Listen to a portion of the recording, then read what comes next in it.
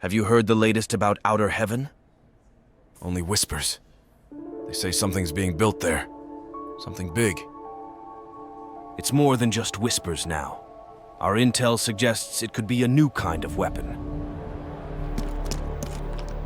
Excuse me, Generals. We've just received new satellite imagery. It seems there's increased activity in Outer Heaven. Look at these fortifications. This place is turning into a fortress. Where could they possibly be hiding? Whatever it is, we can't ignore it. This could change the balance of power in the region. In the shadowed corners of international politics, where the threat of war simmered like a latent beast, the year 1995 marked an unsettling whisper that rippled through the Western powers. It was a rumor at first, a specter of a fear, that within the impenetrable walls of Outer Heaven, something monstrous was stirring. Outer Heaven, a name spoken in hushed tones, was no ordinary foe. Founded in the late 1980s, some 200 kilometers north of Galzburg, South Africa, stood as a testament to military prowess, secretly forged by mercenaries of no affiliation. The name evoked both awe and dread. This fortress, a heavily fortified state, was an enigma, a sovereign power unto itself, a haven for soldiers without a cause. The intelligence that trickled into the corridors of power in Washington spoke of a weapon, not just any weapon, but one capable of shifting the delicate balance of global power, a weapon of mass destruction. As details emerged, it became clear that this was no mere rumor. Something was being built in the heart of Outer Heaven, something that threatened to eclipse the fears of a nuclear age. We've gathered here to discuss a matter of urgent national security. Recent intelligence suggests that Outer Heaven is no longer just a rogue state. They're developing a weapon, one that could drastically shift global power dynamics. What kind of weapon are we talking about? Details are still sketchy, but our sources indicate it's a weapon of mass destruction, unlike anything we've seen before. This could be a game changer. We need to know exactly what we're dealing with. Which is why we're recommending immediate reconnaissance. We need eyes on the ground. Outer Heaven is a fortress. Infiltration won't be easy. That's why we're considering deploying FOXHOUND.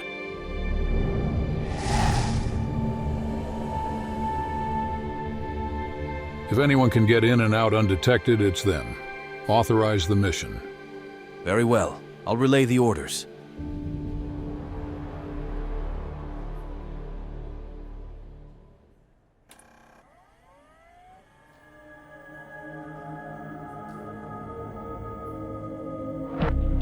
The situation in Outer Heaven demands our immediate attention. We've been tasked with a reconnaissance mission to ascertain their capabilities, especially regarding the rumored weapon.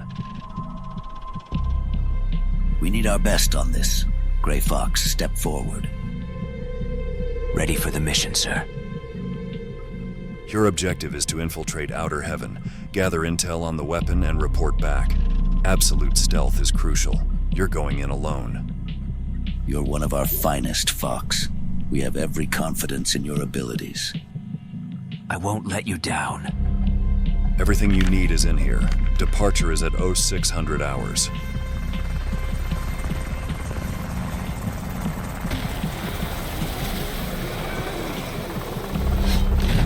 Gray Fox, a specter in his own right, was no stranger to the dark underbelly of covert operations. His skills were unparalleled, his resolve unbreakable. The infiltration was a thing of beauty, a dance of shadows and silence. Gray Fox moved through Outer Heaven with the grace of a ghost, his presence undetected. The first building of the fortress yielded its secrets slowly. He charted the labyrinth of corridors, the sweep of the inner courtyard, the unblinking eyes of cameras, and the silent sentinels of guards. He procured weapons and equipment, card keys, rations, blades, tools of the trade for those who lived in this world of espionage and conflict. But as he delved deeper into the belly of Outer Heaven, Gray Fox stumbled upon a revelation that chilled him to the bone. This is it. The whispers were true. There, in the heart of darkness, was the genesis of a new metal gear, a creation that held the power to render nations ground zero. Metal Gear. The details were scarce, the full picture elusive, but the implications were clear. This was no ordinary weapon. This was something new, something terrifying.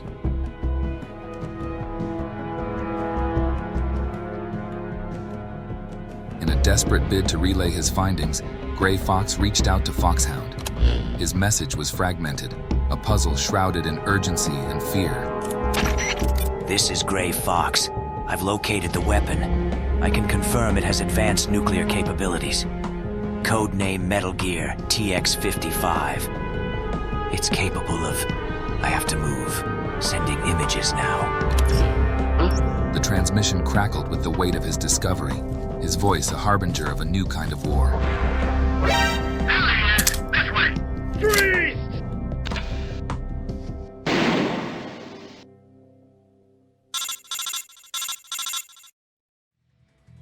Commander, we're receiving a transmission from Gray Fox. This is Fox.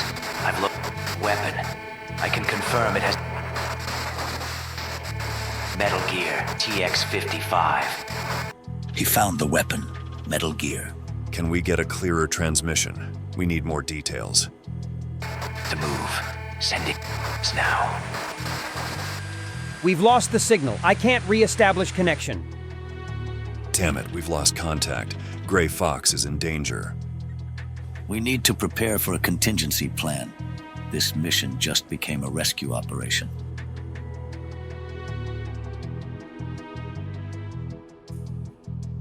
We've just lost contact with our operative in Outer Heaven. His last transmission included images and data suggesting the development of a new kind of weapon, codenamed Metal Gear TX-55. The implications of this are severe. If Outer Heaven has developed a weapon capable of changing the course of war, we need to act. Do we have any plans for a direct intervention? A direct assault on Outer Heaven would be costly. We need to consider all our options. Any approach we take must be carefully calculated. Outer Heaven's defenses are formidable, and we can't forget the political implications. A misstep here could escalate into a larger conflict. We need more intelligence, and we need to consider the possibility of a covert operation to retrieve or neutralize this Metal Gear. We'll coordinate with our assets in the region. Time is of the essence. Let's move forward with utmost caution. The world is watching, and we cannot afford any mistakes. Metal Gear. Those words uttered in a mix of awe and dread were his last before the line went dead. In that moment, Gray Fox's fate became as much a mystery as the weapon he had uncovered. Captured or killed, his fate was unknown. But his warning had been sounded. In the hallowed halls of power, the name Metal Gear echoed, a harbinger of a new era of warfare. And in the heart of Outer Heaven, the gears of war continued to turn, unfettered and unchallenged, at least for now.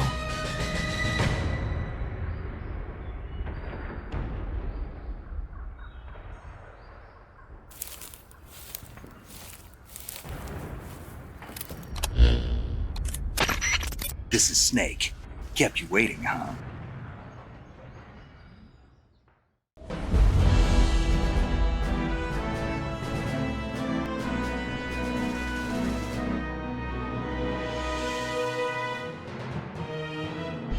In the muted glow of dawn, a soldier stands poised at the brink of a mission that will define his legacy. David was a child of many homes, molded by the United States foster system. His path led him from the Green Berets to the sands of Western Iraq during the Gulf War, where he became more than just a soldier.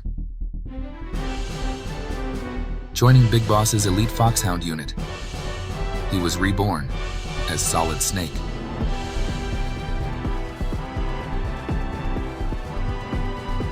Trained in the arts of survival, linguistics, and combat by Big Boss himself, Snake's skills were honed to near perfection. Yet his real name and origins remained shrouded under national security. As a rookie in Foxhound, Snake's first real mission would be a task that will test every skill imparted upon him. Under the watchful eye of Big Boss, laden with immense expectations, This mission is poised to unleash a series of events that will irrevocably shape the young rookie's destiny for years to come.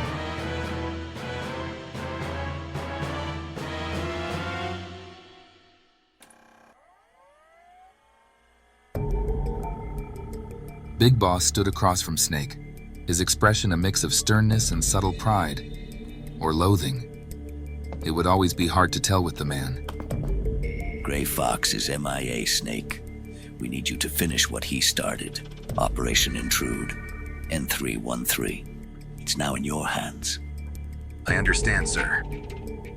This was Gray Fox's last known infiltration route. This is more than a rescue mission.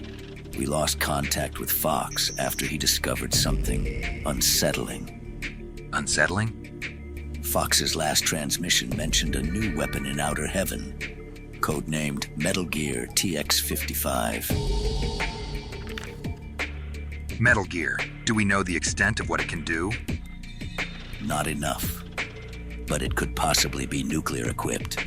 If true, it could shift the balance of power. Okay, so what's my primary objective? First, gather intelligence on Metal Gear. If possible, find and rescue Gray Fox. He holds key information. Yes, sir. If he's alive, I'll find him and bring him home. And if I encounter this Metal Gear? Assess the situation. Engage only if you're certain you can handle it. Remember, discretion is as vital as strength. Stealth over brute force. Understood. We've provided you with contact details of Resistance members based in the region occupied by Outer Heaven. They each have unique knowledge regarding the base and its inhabitants. Contact them if you need support regarding the mission. Trust your instincts, Snake. You're still a rookie, but one of our best to come out of the Academy in years. What you face in Outer Heaven is unlike any battle you've known. Be prepared for anything. I won't fail, sir. Remember, this mission is off the records. Deniability is key. Keep communication to a minimum, and good luck. Thank you, sir. I'll begin immediately. Dismissed. Solid Snake, a name that would soon echo through the annals of history, stood at the threshold of a journey that would unravel secrets, confront betrayal, and challenge the very nature of his existence. In the deceptive calm of the waters surrounding Outer Heaven, Snake began his solitary ascent into the unknown, guided not only by his training, but by the critical intel from an unlikely ally, Resistance leader Kyle Schneider. A victim of the very fortress he helped design, Kyle Schneider was once an architect who was forced to be part of Outer Heaven's design staff, but joined an underground movement when his wife and child lost their lives as innocent victims of the conflict. Schneider now channels his intimate knowledge of the base and personal loss into aiding Snake's mission. Snake emerged from the water, beneath a dock, a hidden part of the fortress. He surveyed the area, cautious and alert. The immense size of Outer Heaven was daunting to Snake, as it would be for anyone faced with the isolation and the scale of his mission. He took a moment to orient himself, then deactivated his underwater gear, stowing it away. He pulled out his iDroid, checked his bearings, then activated his codec. This is Snake. Schneider, I'm in position. Good. Remember, the central control area is 2 floors down. Watch for patrols on the eastern corridor. Got any updates on the internal defenses? Security's tightened. They've added more surveillance cameras since my last intel. Stick to the shadows. And Snake, be careful. Thanks, Schneider. Your intel is appreciated. Guided by Schneider's knowledge, Snake became a shadow within the fortress, each movement a step closer to the heart of Outer Heaven. Moving stealthily through dimly lit corridors of the base, he paused, surveying a junction teeming with guards. Snake knew if Gray Fox was alive, he'd be held in the fortress's prison, and the fastest way there was to get captured. Over here. Huh? What was that noise? Don't move! Put your hands on your head! Now! Hey, relax. I surrender.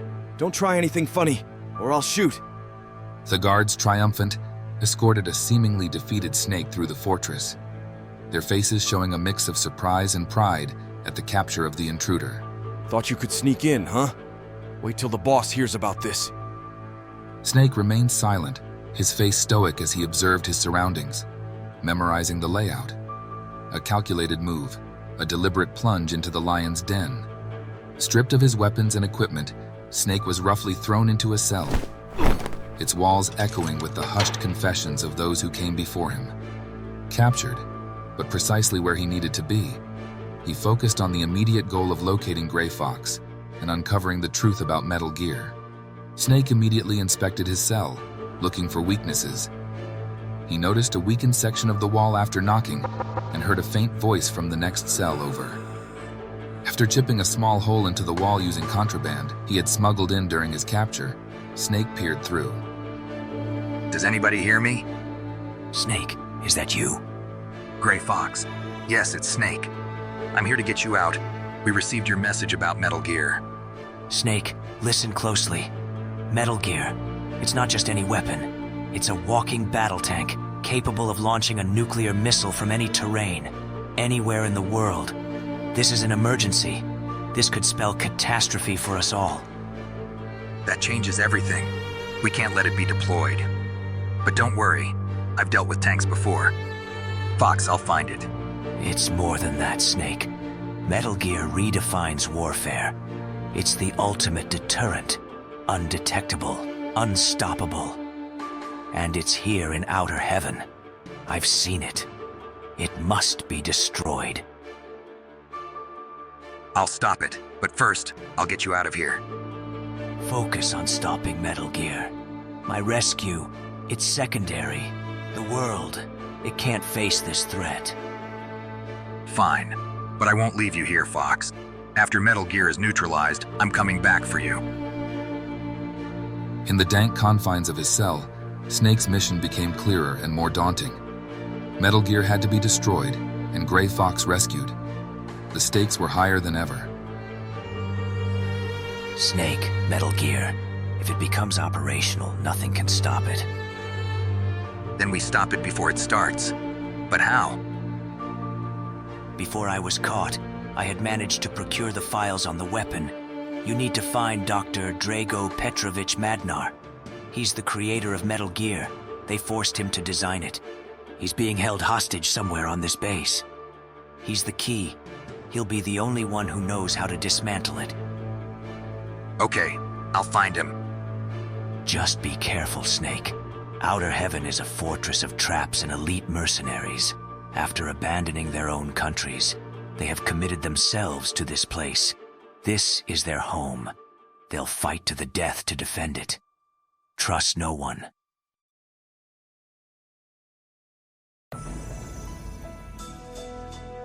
With a new objective in mind, Snake's determination only grew. The confines of the cell felt tighter, the air heavier with the weight of the mission. Outer Heaven was more than a fortress. It was a ticking time bomb, with Metal Gear as its catastrophic heart.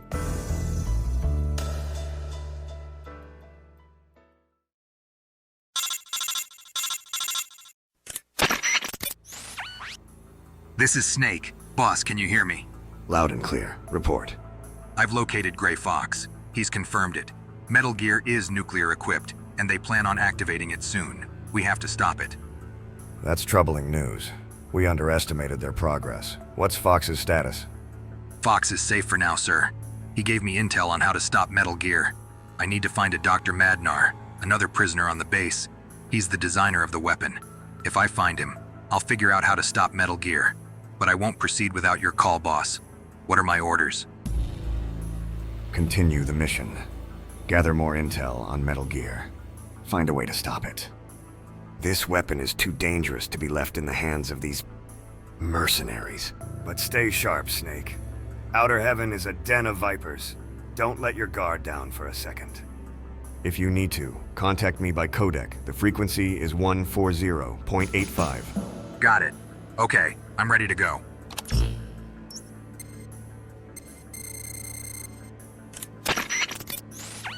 Snake, is everything going okay? I need intel on someone. Do you know anything about a Dr. Madnar? Yes, Madnar's a prisoner here. They had him working on some big project. He was always accompanied by armed guards. I remember seeing him on the base. He looked like a high-profile prisoner. He wouldn't be held in the main cell block. Any idea where they're holding him? There are more cells across the base where they hold prisoners who aren't soldiers. They'll likely have him there. But the only way to reach that area is from the roof. You'll have to cross over to the other side of the building to get there. The roof. Got it. Thanks, Schneider. Good luck, Snake.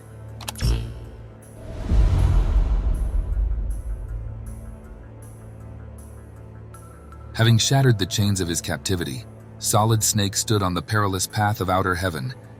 Each step brought him closer to Metal Gear and the truth. Snake moved deeper into the base relatively easily, like a shadow, a ghost in the wind.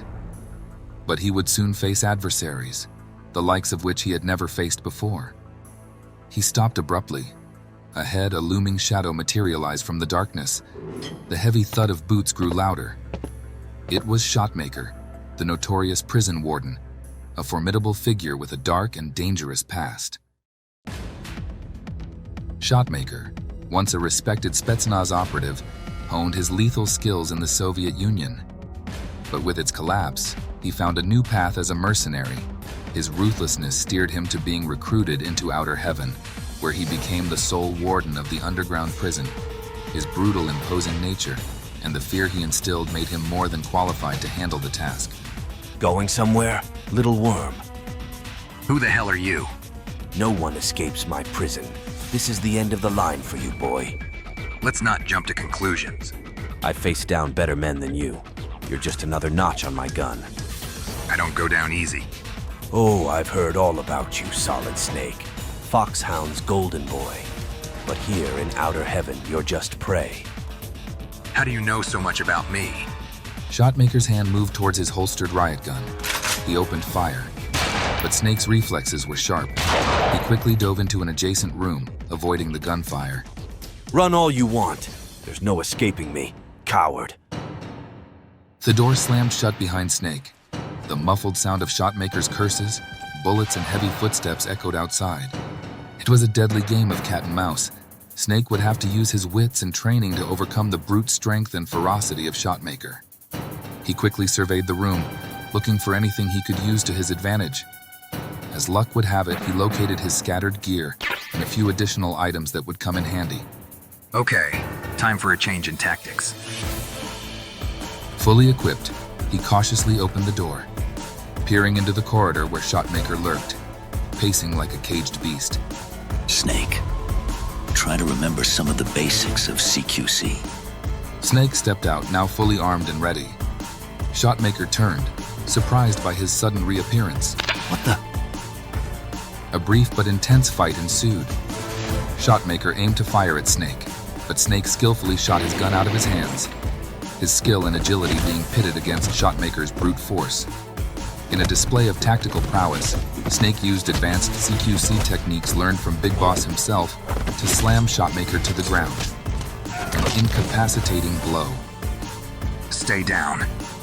Fresh from his victory over Shotmaker, Snake made his way towards the roof access. However, this led him to another equally lethal adversary. A youthful figure emerged with confident swagger. Machine Gun Kid. Barely out of his teens, his youthful appearance belied his deadly expertise. Machine Gun Kid, a former SAS prodigy turned mercenary, whose mastery of machine guns earned him his fearsome nickname. He was of similar age to Snake, and just as deadly. Like Shotmaker, he left a prestigious career behind for the independent world of outer heaven. So you're the one that the boss keeps talking about? And you are? I'm the best damn soldier here. Machine Gun Kid suddenly opened fire, bullets ricocheting off the walls. Snake ducked for cover, narrowly avoiding the shots. Damn it! Snake strategically moved from cover to cover, avoiding direct confrontation. The gunfire relentless, a chaotic echo in the tight space. Preparing to counterattack, Snake threw a smoke grenade, filling the corridor with thick smoke. Machine Gun Kid, now disoriented, fired blindly. Huh, damn it! Can't see a thing! Emerging from the smoke, Snake swiftly closed the distance, his foe unaware of his movements. It was over for Machine Gun Kid before he even knew it.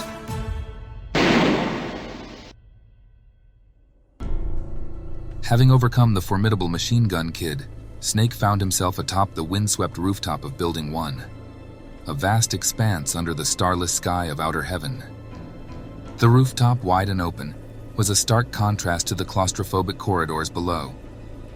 Snake stood at the edge, gazing across the gap to the inner courtyard where the cells were located. He donned a parachute found amongst his gear and secured it to his back, figuring the quickest way to reach the cells would be to jump, his only lifeline across the perilous expanse.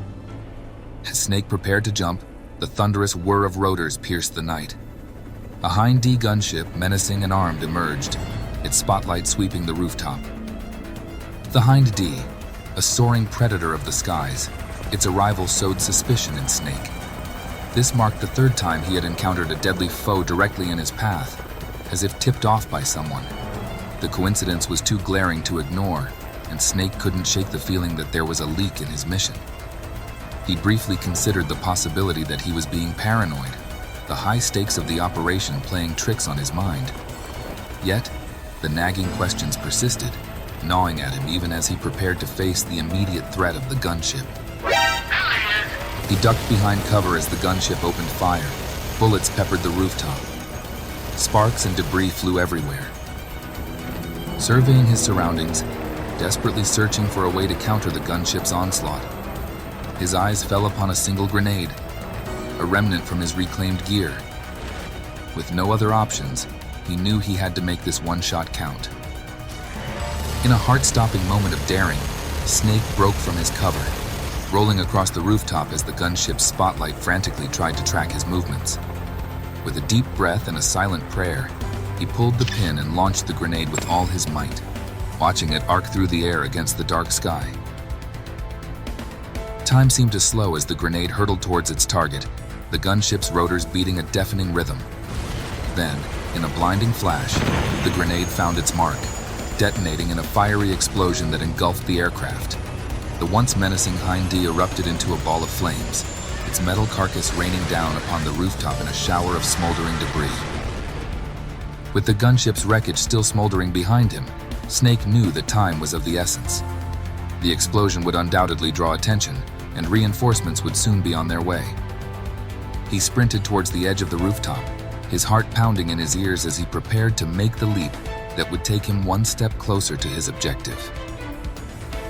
As he reached the edge, Snake took a deep breath, steeling himself for the jump. With a final glance back at the burning remnants of the Hind D, he leapt into the void, embracing the rush of wind and the uncertainty of what lay ahead. The parachute carried Snake down gracefully, drifting towards his destination. The inner courtyard bathed in the eerie glow of the moon. The landing was rough but controlled. He unstrapped the parachute and surveyed the courtyard. It was desolate save for the imposing cells ahead of him. Dr. Madnar's cell should be close. Snake approached the cells, his steps echoing in the quiet. He reached the door. Anticipation and tension were evident in his posture. He opened the cell door, only to find it empty. A moment of frustration crossed his face, but resolve quickly replaced it. Snake was not one to give up. Damn, not here. I need to keep moving. Suddenly, a rustling sound caught his attention. A hostage, eyes wide with fear, emerged from the shadows. You're not one of them, are you? No, I'm here to help. I need to find Dr. Madnar. You know him? He was here, but they moved him to Building 2's basement. It's heavily guarded. They need him to finalize the work on Metal Gear. Once he's finished, that monster will be fully operational. Then that's where I'm headed. Stay here. I'll send help. With each step, Snake would unravel more of Outer Heaven's twisted web. The path ahead was fraught with danger, but Snake was ready. The mission continued, deeper into the abyss. Now armed with the knowledge of Dr. Madnar's new location, Snake stood at the edge of a vast desert that separated the two main buildings of Outer Heaven. The courtyard faded behind him as he approached the daunting expanse of the desert. The moon cast long shadows over the dunes, creating an almost otherworldly landscape. The desert. This isn't going to be easy. He checked his gear. Water, compass, map. Each item would be essential for the treacherous journey ahead. The moon hung low, casting a spectral light over the desert as Snake continued on. The sand, a seemingly endless expanse, sprawled out before him. He moved forward with determination, his figure a lone entity in the vast open landscape. The only sounds were his steady footsteps and the soft whisper of the desert wind. Snake paused briefly, consulting his compass and map under a faint light. He took a careful sip of water, mindful of his limited supplies. The desolate terrain was unforgiving and endless. It was a true test of survival, pitting Snake against the raw forces of nature. A distant rumble drew Snake's attention. He quickly ducked, concealing himself as a patrol vehicle cruised by, its lights a brief intrusion in the darkness. Snake remained unseen, a shadow amidst shadows. As the night wore on, Snake's pace began to slow. His steps became laborious under the weight of fatigue and the relentless desert. The first light of dawn began to seep over the horizon, casting a golden glow across the sands. Snake, still a distance from his goal, pressed on. The silhouette of Building 2 started to become visible, a mirage-like presence on the horizon. Almost there. As the sun rose over the desert, Snake's skills were put to the ultimate test. Each step through the shifting sands brought him closer to Building 2, yet the fate of his mission remained uncertain. Exhausted but determined, Snake pushed onward, driven by an unwavering will to uncover the truth and confront the dangers that awaited him. The desert had forged his legend, but the true trials lay ahead. With the fortress in sight, Snake steeled himself for the challenges to come, ready to face the horrors and revelations that lurked within its walls.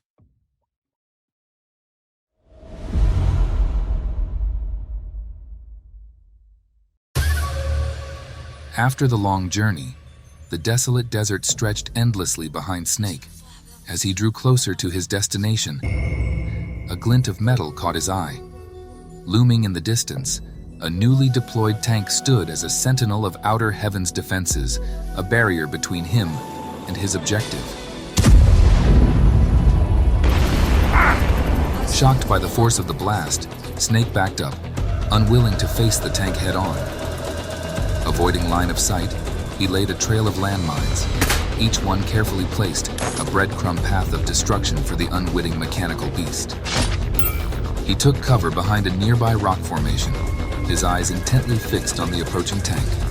Eat this! The tank, a behemoth of metal, rolled forward, stalking its prey, its heavy treads kicking up clouds of dust. It hit the first mine. A deafening explosion ripped through the stillness of the desert. The tank shuddered violently, but stubbornly continued its advance. Come on, just a little closer. The tank, now damaged, triggered the second mine.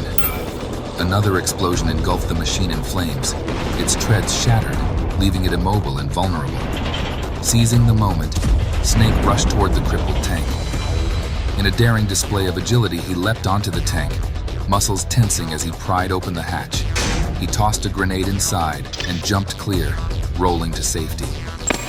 Huh? What's that? The tank erupted in a fiery inferno, a column of smoke and fire soaring into the sky.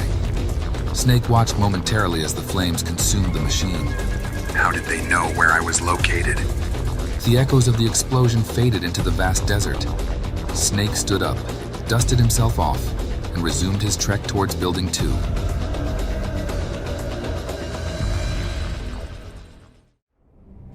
The ruins of the tank laid smoldering in the background as Snake advanced toward Building 2. The fortress stood imposingly ahead, a stronghold brimming with secrets. Snake, cautiously approaching, halted as he observed an increased number of guards patrolling the entrance. Something was amiss. Too many guards. Security's tight. They were expecting me. Snake, what's your status? Intel suggests they've increased security. How are they doing this, boss? I've been ambushed multiple times, and they seem to know my every move. It's like they're in my head. This mission, Something's off. You need to stay focused, Snake. We can't afford to second guess now. In case they've tapped into our communications, I'm changing the codec frequency to 140.13. Understood. But if they're listening in, what else do they know? Just be careful, Snake. We don't know what else they're capable of. You'll have to use a disguise to get past those guards. It looks like the only way you'll get through. Okay, I'll find a way inside. But I need answers. It seems luck's been on my side so far. I appreciate the backup, boss. Stay in touch. He surveyed the corridor, spotting a lone guard standing near a doorway. With a plan in mind, Snake picked up a small piece of debris and tossed it down the corridor, away from his position. The sound echoed loudly and drew the guard's attention. Huh? What was that noise? The guard moved to investigate, his hand on his weapon. As he passed the doorway, Snake sprung into action. Snake grabbed the guard from behind, pulled him into a storage room, and rendered the guard unconscious with a precise chokehold. He quickly stripped the guard of his uniform and helmet, donning them himself. Okay, this'll work. Now disguised as a guard, Snake stepped back into the corridor, moving with purpose, blending seamlessly with the other patrols. His disguised form disappeared around the corner, deeper into the heart of Building 2's underground. Snake found himself in a vast waterway, a cavernous space echoing with the sounds of rushing water. Snake, still in his enemy officer disguise, cautiously navigated along the edge, his presence alert. As he moved forward, a gigantic armored bulldozer suddenly rose from the depths, blocking his path. Its operator, a burly guard, eyed Snake with suspicion. Halt. Identify yourself. Caught off guard, Snake quickly adopted a facade, saluting the operator while disguising his voice. Guard Unit 7, sir. Just patrolling the area. Unit 7 isn't scheduled for this sector. You're in the wrong place, soldier. Explain yourself. Snake's mind raced. He subtly reached for a flash grenade, knowing his disguise wouldn't hold. Guess I'll have to make my own schedule. Snake turned and sprinted away while the operator shouted alarms. The bulldozer roared to life, crashing through the wall in pursuit. Snake dashed through the waterway, the bulldozer barreling behind him, its engine thunderous. The walls trembled as Snake desperately navigated the labyrinth of corridors, the bulldozer relentlessly on his heels. Seeing a narrow passage ahead, Snake leapt through it just as the bulldozer crashed into the wall. As the bulldozer started to slowly break through, Snake realized it was a dead end. He was trapped. It's over for you now. With little time to spare, he prepared a grenade launcher found among his gear. There was nowhere to escape. Damn it, only one way out of this. He decided to risk it all. He readied the grenade launcher, took aim, and fired directly at the bulldozer, causing a massive explosion in the confined space. In the split second, Snake submerged himself in the water, using it as his only shield. The room erupted in flames and shrapnel, but he remained protected under the water's surface. As the water calmed and the debris settled, Snake emerged, coughing and slightly shell-shocked but unharmed. The bulldozer was a smoldering wreck. He took a moment to regain his composure, and then pressed on. Now out of the waterway, he found himself in a corridor that led to an unassuming door. He entered. It was an abandoned research lab. The room was suspiciously empty, devoid of guards or scientists. Madnar must have been here. Ahead was a figure hunched over a desk cluttered with papers and equipment. It was Dr. Madnar, or so it seemed. Dr. Madnar, I presume? Yes, that's me. Who are you? Don't worry, I'm here to get you out. But first, I need answers about Metal Gear. Metal Gear? I'm afraid I don't know what you're talking about. Don't play games with me, Doctor. I know you're the key to stopping that thing. The imposter's facade crumbled, revealing a sinister smile. He reached for a concealed weapon and fired at Snake. The bullet grazed his core. Ignoring the pain, he disarmed and pinned the imposter against the wall. Where's the real Madnar? Talk, or I'll make you talk. You'll never find him. Outer Heaven will bury you. You're a dead man, Snake. He searched the man, finding a keycard marked Research Lab. Another trap? They're toying with me. What the hell is going on? Snake exited the room with the keycard. He knew he was being played, but he had to keep going. The real Dr. Madnar was still out there. Now with a slight inkling on where to head next, Snake continued deeper into Building 2, heading towards more research labs. The air was thick with the tension of unseen dangers. Suddenly, a burst of intense heat and light filled the open hallway. The fire trooper, a fearsome mercenary clad in flame-resistant gear and wielding a flamethrower, stepped into view. His presence was menacing, the air around him shimmering with heat. Fire Trooper was originally a member of the elite German counterterrorism unit, GSG-9. Skilled and disciplined, he soon found the confines of military life too restrictive. Turning to a life of mercenary work, he became an expert in using his weapon of choice, the flamethrower, handling it with the ease and accuracy of a rifle. His dangerous choice of weapon necessitated a specialized flame retardant suit. Hired by the mercenary nation of Outer Heaven, Fire Trooper became a living embodiment of fear and destruction. Flames licked the walls as the Fire Trooper unleashed a torrent of fire, trapping Snake. Welcome to Outer Heaven, Snake. There's nowhere to hide from me. I'll burn you to ashes. Snake ducked behind a crate, feeling the intense heat.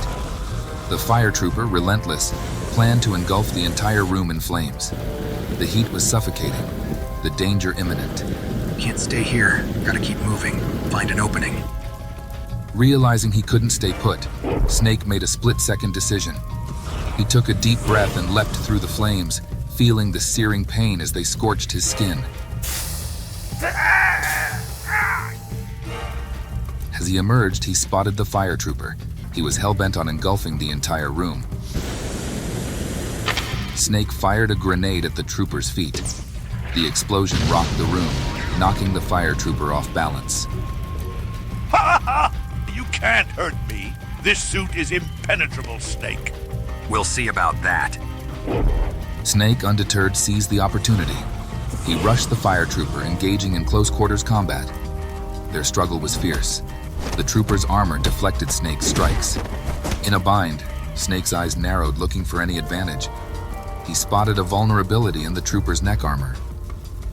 He feinted left and struck, his fist connecting with the exposed neck. The Fire Trooper staggered, his flamethrower wavering dangerously. Snake, in a frenzy, delivered multiple decisive blows to the Fire Trooper's helmet, cracking the visor. The trooper collapsed, defeated.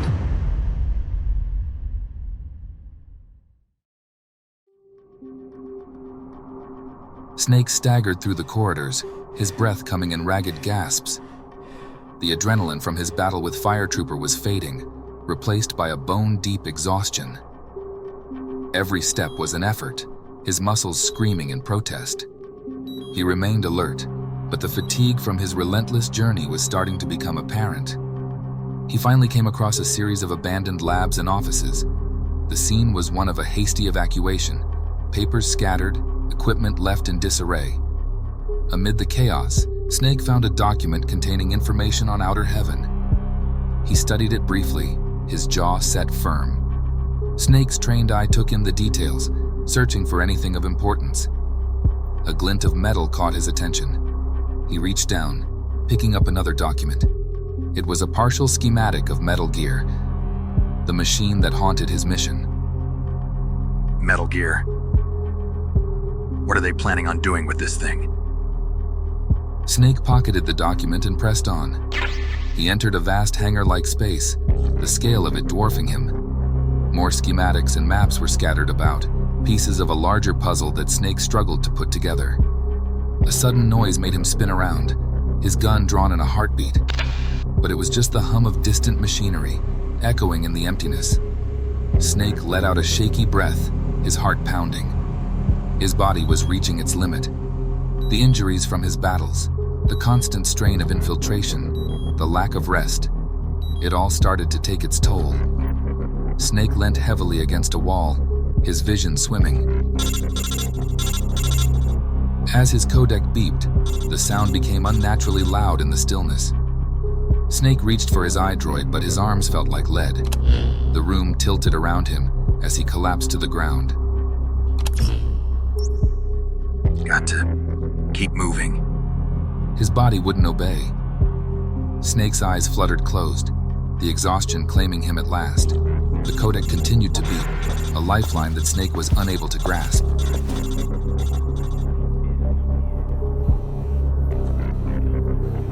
I trust it will be complete on schedule, Dr. Madnar? Yes, of course, sir. Everything is proceeding accordingly. TX-55 will be operational as planned. Good. Take him back to his cell. In the heart of Outer Heaven, a ghost of a man lingered, Venom Snake. Once the finest soldier of Big Boss's mercenary force, he was transformed into his phantom. Created through radical surgery and hypnotherapy, he was a warrior crafted to bear the legacy of another. His loyalty to Big Boss was absolute, his sacrifice unknowing. But beneath the veil of his new identity, signs of the man he once was lingered, fragments of a past life. Yet, as he became aware of the boss's will through the memories of another, a conflict stirred within him. He grappled with the burden of Big Boss's legacy while trying to discern the true intent of the boss for himself. Venom Snake stood at a crossroads of ideologies. In one hand, the ideals of Big Boss, a mantle thrust upon him. In the other, a growing understanding of the boss's will, a path less defined, yet deeply resonant. Few words escaped him, yet his silence spoke volumes.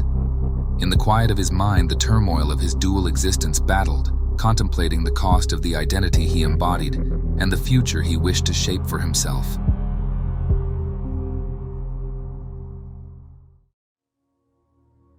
I haven't forgotten what you've told me, boss. We have no tomorrow, but there's still hope for the future. In our struggle to survive the present, we push the future farther away. Will I see it in my lifetime? Probably not. Which means there's no time to waste. Someday the world will no longer need us. No need for the gun, or the hand to pull the trigger. I have to drive out this demon inside me. Build a better future. That's what we will leave as our legacy. Another mission, right, boss?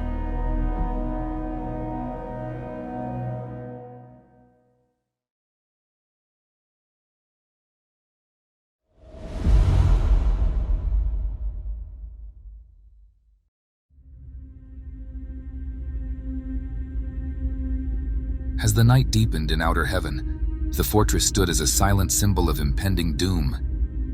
Within its darkened halls, Snake laid unconscious, his mission far from complete. Solid Snake, unconscious and vulnerable, was about to awaken to new alliances and unforeseen challenges.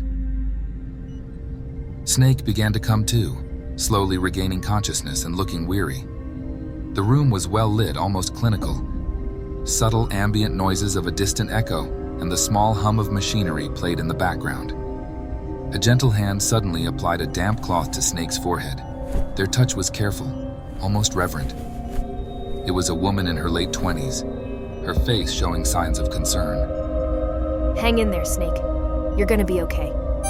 As she spoke, Snake's eyes fluttered open. Initially blurred, his vision started focusing. His gaze was wary and his body was tense, but he was still too weak to move significantly. Where am I? You're safe, for the moment. This is one of the medical wings of Outer Heaven. Most of the staff and personnel have been reassigned to Building 3. Something big is happening.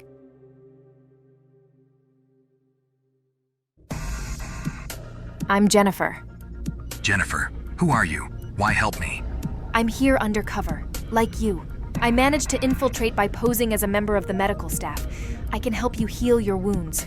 So please, Snake, can you do me a favor and stop moving? Jennifer, there's someone you should know about. Calls himself Solid Snake. He's on our side, a soldier with the Americans. They're sending their best, FOXHOUND, on a mission to infiltrate the base. They reached out to us to provide support and intel for him. I'm not clear on their exact objective, but this partnership could be beneficial for us both. This is the first real chance to finally hit back at Outer Heaven and save our people. We have to help him. You're with the Resistance, aren't you? Schneider sent you? Schneider didn't want me to go. I have no combat experience. I'm only meant to provide medical assistance to the Resistance members. He felt it was too dangerous for me, but I have someone to save. My brother. They've got him captive somewhere in this fortress, and many others too. He told me that the Americans were sending in a professional. He told me to be patient. Then how is it you're here now? I couldn't just sit by and let everyone else risk their lives. Reluctantly, he agreed to let me go. We're all desperate here, Snake. I convinced him that we couldn't wait any longer for FOXHOUND to arrive, so we decided to infiltrate ourselves. I was the one with the best chance of getting in without blowing my cover. As soon as I saw you on the ground unconscious, I knew who you were. I managed to wheel you here. Sounds like you're in over your head. You shouldn't be here, Jennifer. You're no soldier. We're all taking risks here, Snake. I want to help. And you're welcome, by the way. Look, I appreciate the help, but I can take it from here. Is there a safe place for you to go? Yes. There's a Resistance safe house not far from here, just outside the base. We had planned to use it for the hostages once we got them out. But I can't leave yet. My brother is still here. He could be killed at any moment. I can't waste any more time. Okay, Jennifer. Now it's my turn to help you. I'll save him and bring him to you. I promise. All right, fine. But you better make good on that promise. Okay, I'm heading out. Don't take any unnecessary risks. Just head straight to the safe house and wait for me there. Snake, there's one more thing. Schneider told me you're looking for a Dr. Madnar? I've been receiving intel from another Resistance member. Her name's Diane. She's far from any combat zone, but she's helping through comms. She's an intelligence specialist and was instrumental in planning my infiltration. We wouldn't have been able to do any of this without her. So she's your eyes and ears. Exactly. She's always had a knack for gathering information. She infiltrated the communications network of Outer Heaven all on her own to get us the intel we needed to save the hostages. She'll be able to help you locate Dr. Madnar. It shouldn't be a problem for her. That's great news. Hopefully, it'll be the actual Dr. Madnar this time. How do I reach her? Use the frequency 140.33. She'll be waiting to hear from you. Understood. I'll contact her once I move out. Take care. You too, Snake. Thank you. Snake stood up and readied his gear as Jennifer began to head towards the door. As the door closed behind Jennifer, Snake was left alone with his thoughts. He was a soldier, trained to follow orders and complete his mission for his country. Loyalty and duty were ingrained in him, guiding his every move. But now, faced with the desperate pleas of the Resistance members, something stirred within him. These people were not real soldiers. They were ordinary men and women, thrust into extraordinary circumstances. Jennifer, with her determination and bravery, would likely have met a grim fate if she had continued on her own, along with the rest of the Resistance members. They were fighting a losing battle. Snake knew that rescuing the Resistance members was not part of his official mission, yet he couldn't ignore their plight. He had seen too much suffering and war already for somebody still so young, too many lives lost. Snake was an extremely elite soldier, perhaps among the best. If he had the power to make a difference to help those less capable than himself, then it was his responsibility to act. In that moment, Snake's resolve hardened. His mission was clear, but his conscience demanded more. He would not only complete his objectives, but also protect those who had placed their hopes in him. With renewed determination, Snake prepared to face the dangers ahead, driven by a sense of duty that went beyond mere orders.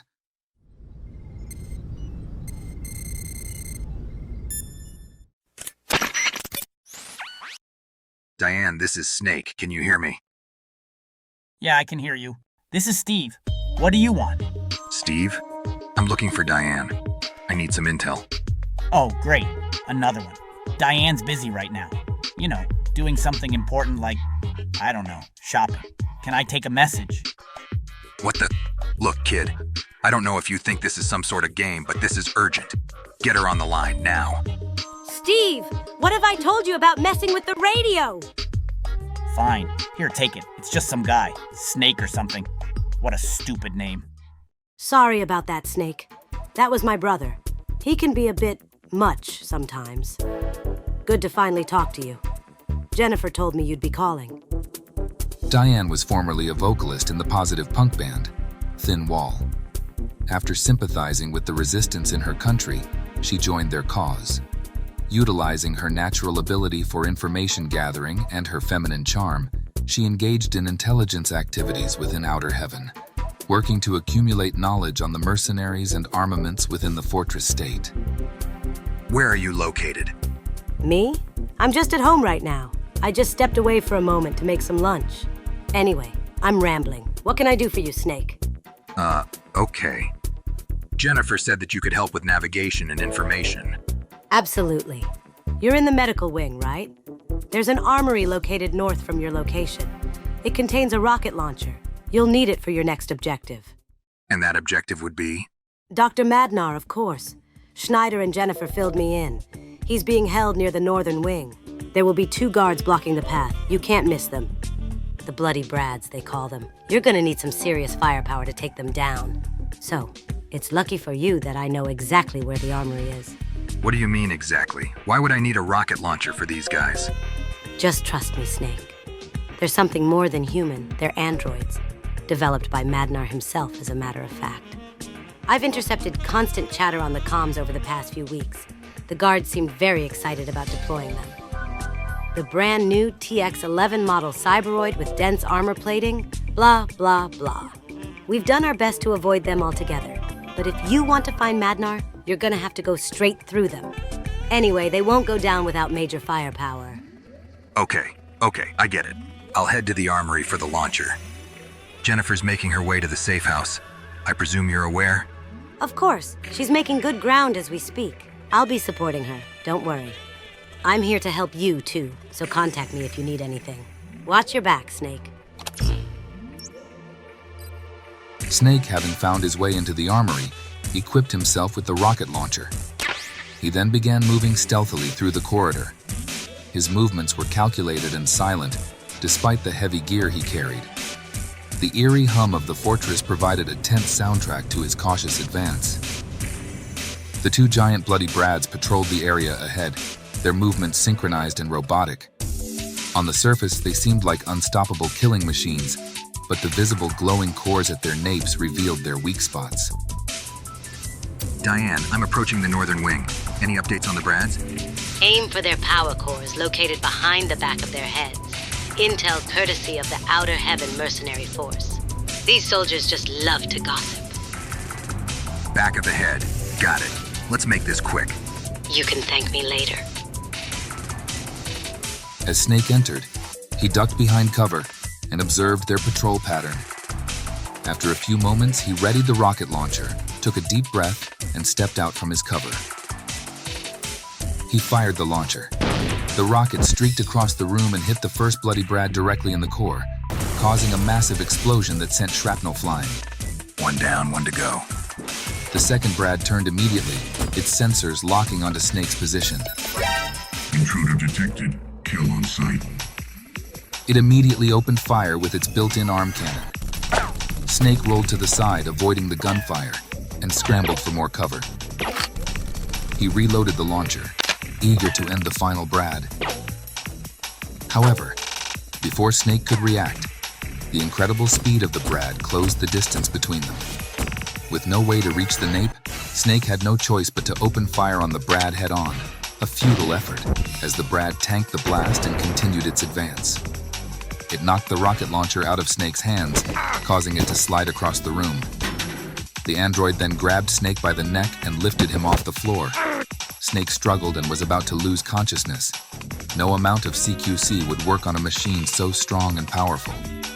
With no other options, Snake reached for anything he could get his hands on in his pack. He pulled the pin on a grenade and dropped the bag behind the Brad. The bag was full of explosives, causing a massive explosion that sent them both hurtling towards the wall, and forcing the Brad to release Snake from its vice grip. With quick thinking, Snake had placed the bag strategically so that the Brad would shield him from the explosion. Ignoring his pain from the force of the blast and driven by sheer willpower, Snake quickly jumped towards the rocket launcher. He grabbed it and fired directly at the Brad before it had time to readjust. The rocket hit its mark, exploding upon impact and taking down the second Brad in a fiery blaze. Wow, you're amazing, Snake. The way to Dr. Madnar should be clear now. He moved forward, stepping over the wreckage of the fallen Brads. He paused briefly to assess the damage he'd caused, resting before continuing on. Snake reached a door at the end of the hall. It opened, revealing the entrance to the northern wing.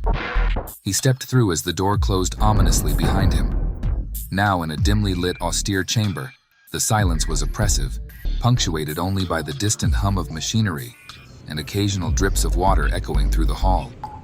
He moved slowly, alert to any sign of danger.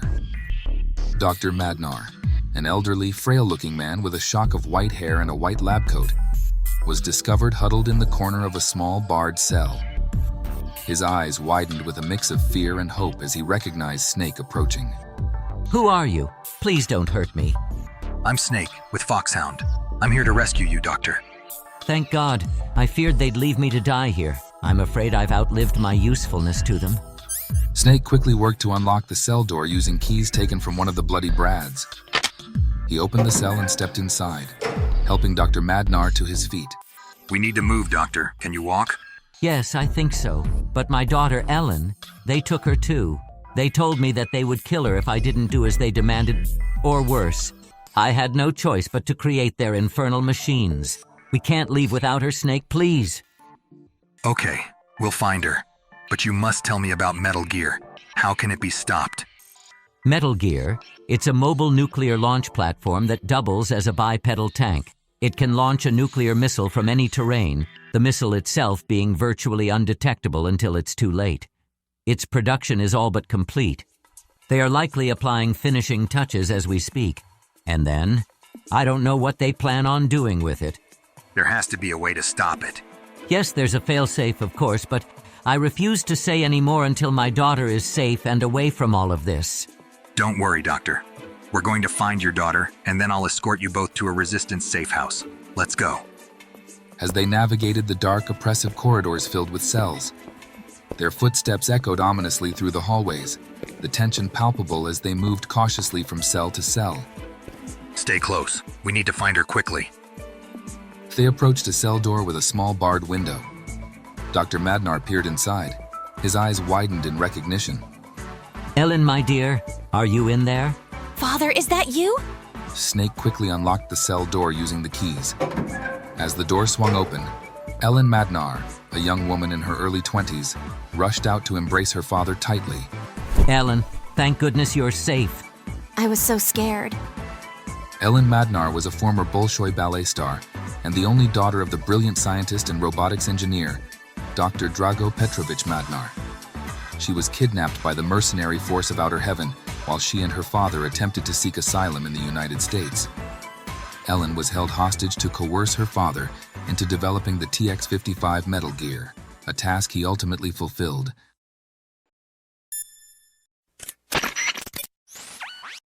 Diane, this is Snake. I've got the doctor and his daughter. I need to get them out of here.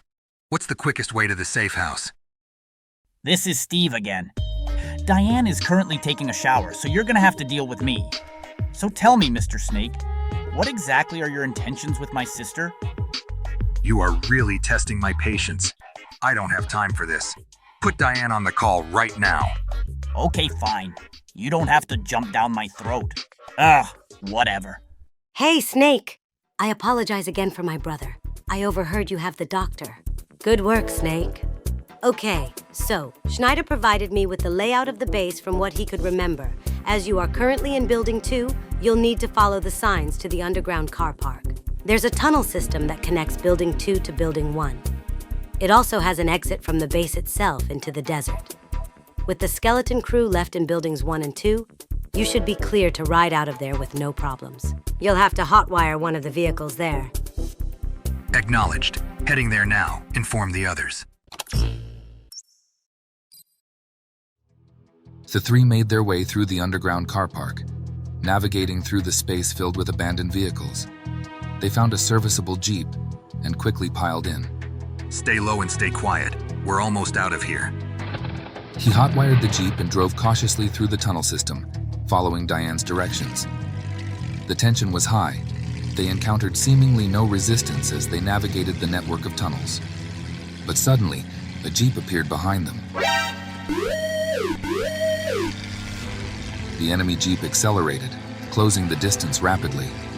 The guard leaned out of the window, aiming his weapon at Snake and his passengers. Damn it. Should have known it wouldn't be that easy. Father, hold on! Stay down. Snake swerved to avoid the incoming bullets, the sound of gunfire echoing through the tunnel. He glanced in the rearview mirror, assessing the situation. With precise timing, Snake steadied the Jeep with one hand and grabbed his pistol with the other, aiming back at the pursuing vehicle. Take the wheel. He fired a series of shots, the bullets narrowly missing the enemy guard. The guard returned fire, but Snake managed to dodge the shots by zigzagging the Jeep. The tunnel walls flashed by in a blur as the chase intensified. Finally, with a moment of clarity, Snake aimed carefully and fired a single shot that hit the tire of the enemy Jeep. The tire blew out, causing the enemy Jeep to swerve violently. The guard lost control, and the Jeep rolled spectacularly down the tunnel. It skidded across the floor, sparks flying, before exploding, ending the guard and any other signs of threats. Snake accelerated away from the wreckage, ensuring they were clear of any further danger. They continued through the tunnel system with heightened caution, but the encounter with the enemy Jeep was likely a lone patrol due to the reduction in security in buildings 1 and 2.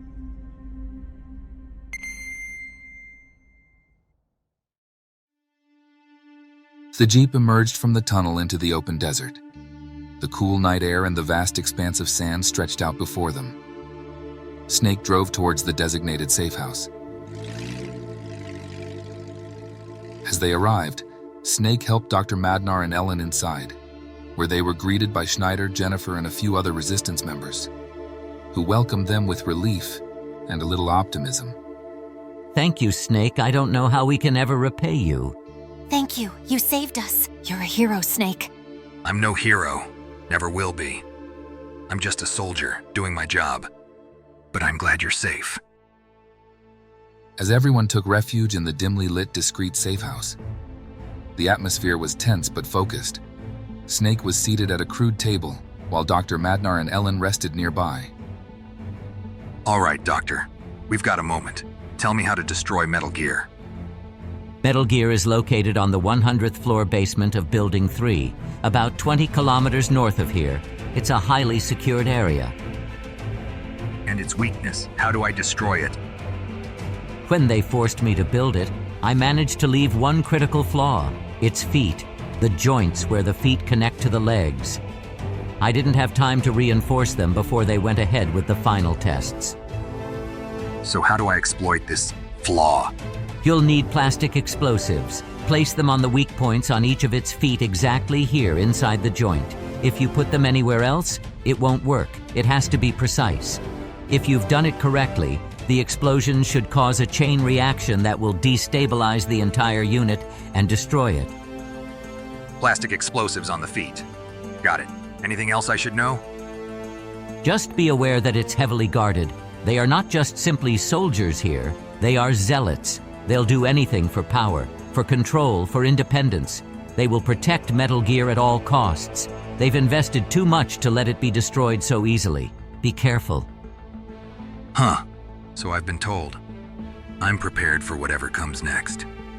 Just make sure you and Ellen take care of each other. The resistance here will help you get to wherever you need to go. We will. Thank you again, Snake, for everything. Like I said, just doing my job. Snake, the area around Building 3 is highly patrolled. It's why I was able to get to you so easily and escape the base. They've likely taken the rest of the prisoners with them. Unlike the Doctor and Ellen, my brother and the others are combatants. They probably want to keep them under increased security to avoid a revolt. I agree. After all, there are cells in all 3 main buildings of the base, and Diane has also confirmed that they've increased security inside the building too. That's what all the communications seem to be suggesting. So this could mean only one thing. They are ready to activate Metal Gear. Yes. So that was your main objective from the beginning, to destroy Metal Gear. I'm heading back. Just wait here a little while longer. I'll send the prisoners this way. If I'm not with them, then just go without me. I still have a mission to complete. You won't hear any arguments from me. Remember, Snake, we'll be here to support you all the way. If we discover anything new, we'll contact you. Good luck. Snake left the sanctuary of the safe house. The weight of his mission was heavy on his shoulders. The road and dangers ahead were now becoming clearer.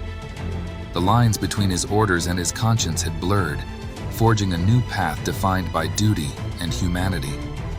With each turn of the wheel, Snake steeled himself for the final confrontation, ready to face the heart of Outer Heaven and the monstrous creation that awaited him. As Solid Snake drove into the dawn heading towards Building 3, his determination illuminated the path ahead as a beacon of hope.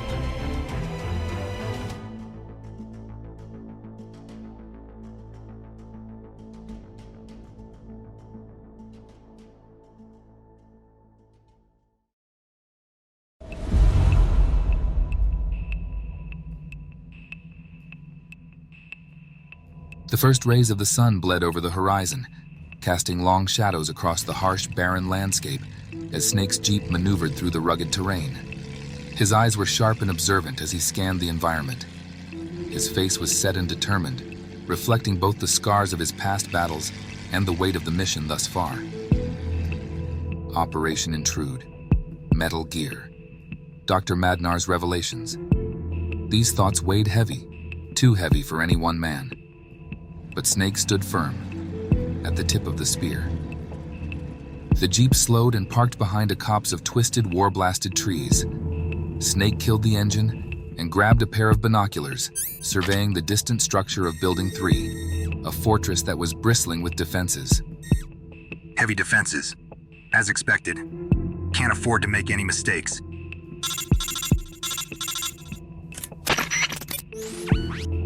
Snake. We tried to contact you, but you went dark. We've been concerned on this end. Report your status. It's good to hear from you, boss. I ran into a few obstacles, but I'm now on the perimeter of Building 3. I met up with the Resistance. They helped me get out of a tight scrape. Thanks to them, I've gathered considerable intel since we last spoke. Then tell me, what have you learned? The layout of Building 3 is complex, heavily fortified. Metal Gear is inside. I found Madnar and his daughter. He confirmed its location. I managed to escort them to a Resistance safe house stationed just outside the base. He told me everything I need to know about how to destroy the weapon. This is it, boss. I'm finally ready to finish this. Boss, there's one other thing. There's also a group of prisoners, captive Resistance members in the building. I can't leave them behind. Understood. That complicates things. We can't have any loose ends that might expose us. We can't waste any more time, Snake. I'm sorry, boss. They're highly alert of my presence here now. Like I said earlier, every enemy I've encountered has been fed intel they shouldn't know. My codename, Foxhound's involvement, my location. I don't know how they got the intel, but there's definitely a leak somewhere. I understand that time's not on our side, but we need to ensure the prisoners are saved. I have to do this, boss. I made a promise. That's fine, but don't let this compromise the main mission. I won't, boss. What's your current location? Just outside the main entry, planning my approach. Hold on, Snake. New intel just came in from HQ. The main entrance is heavily patrolled. They've locked it down tight. Since you've confirmed that they're aware of your presence, you won't be able to get in that way. I'm sending you alternate coordinates. It's a side access route into the building, less guarded. Details on your iDroid. Got it. Thanks, boss. Commencing mission. Watch yourself out there, Snake. We can't afford to lose you. Be vigilant. Snake stood up and stealthily made his way to the new entry point, blending into the environment like a shadow. He reached the secondary entrance, cautiously approaching the door. His hand rested on his weapon, Let's hope this intel holds up. He opened the door slowly, when suddenly, as if on cue, multiple guards suddenly appeared from hidden positions around the area. Gunfire erupted as Snake was forced back, returning fire in retaliation. After managing to safely find temporary cover, Snake quickly used a combination of slick maneuvers as he ducked and weaved between cover spots. Attention all units! Divert all available manpower to backup. Repeat, send backup now! Damn it. Have to get inside now. While maintaining his cover, Snake rushed to the nearby security panel by the entrance, using it to close the bulkhead doors, cutting off the reinforcements before they could reach his position.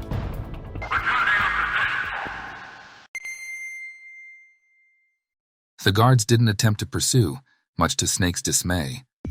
As the gunfire died down, he surveyed the area and collected himself. He breathed out slowly, refocusing on the mission at hand. Boss, I'm in. Had a warm welcome, but nothing I couldn't handle. Good. Stay sharp. Snake continued to move cautiously through the corridors within Building 3. The environment was oppressive, with shadows clinging to the corners of the narrow passageways. He paused beneath an overhead light, casting a sharp silhouette against the stark walls. His expression was unreadable, but his senses were heightened, alert. As he proceeded, his thoughts provided a window into his mindset. Since the beginning of the mission, orders were vague, fragmented, and inconsistent. Not like the big boss he knew. It was as if a shadow followed Snake with every step. The clarity and precision that defined Big Boss's legendary reputation were absent, replaced by chaos. Snake's mind continued to race. Was this a setup? Or some sort of test? He couldn't accept that it could possibly be a betrayal. Why? To what end? Whoever was orchestrating this knew exactly what they were doing. They were hurting Snake, controlling his path. The idea of being played in someone else's game infuriated Snake. He was determined to get to the bottom of it. He couldn't let it go. Not without a fight.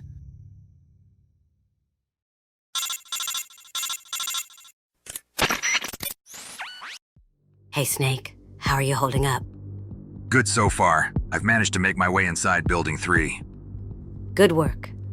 I've gained access to the building's security system. I'm sending you the current layout now. Thanks, Diane. What's the situation with the prisoners? They're still being held in the cell wing. It's to the east of your current location. I'll mark it on your map. They're on high alert, Snake. They've upgraded their armaments. More firepower, more armor. Please be careful. I'm aware. They know I'm here now. They're probably waiting for me. But don't worry, I'll be okay. I hope so. I had the guys put an extra radio in your pack. Once you've secured the prisoners, give them the radio and send them back the way you came. It's the safest route out. I'll be able to safely guide them to avoid any patrols, the same way I did with Jennifer. After you're done with the prisoners, you'll need to head to the building's only operational elevator, also marked on your map. It leads directly to the 100th floor basement. Understood. Is there anything else? That's it. The rest is up to you. Now they're aware you're here. I worry for you, Snake. Just be careful. Seems like they always have been. Thanks again, Diane. Snake resumed his advance towards the prison cell wing, now armed with crucial intel and a clear plan. Arriving at the prison area, Snake assessed the security layout Diane described, confirming her intel. He quickly worked to disable the cameras and used his iDroid to bypass the electronic locks on the cell wing floor. As he entered the cell wing, he was immediately confronted by a wiry-looking mercenary who stood brazenly with a gun in hand. All the prisoners were lined up on their knees in front of the man, their heads bowed. He aimed his gun directly at the back of their heads. The tension was palpable. Once the feared leader of the notorious terrorist group, Eggplant, Dirty Duck's hands were stained with conflict long before he set foot in Outer Heaven. Known for his ruthless tactics and sadistic tendencies, he turned mercenary when his group disbanded, driven underground by global counterterrorism efforts. His transition to a gun for hire was seamless. His cruelty was a valuable asset in the murky waters of private wars. When Outer Heaven called, seeking his expertise, Dirty Duck saw an opportunity not just for wealth, but to wield power again, to command fear and respect. Many guards suddenly revealed themselves, hiding on the upper levels of the room, waiting to ambush with their guns trained on Snake.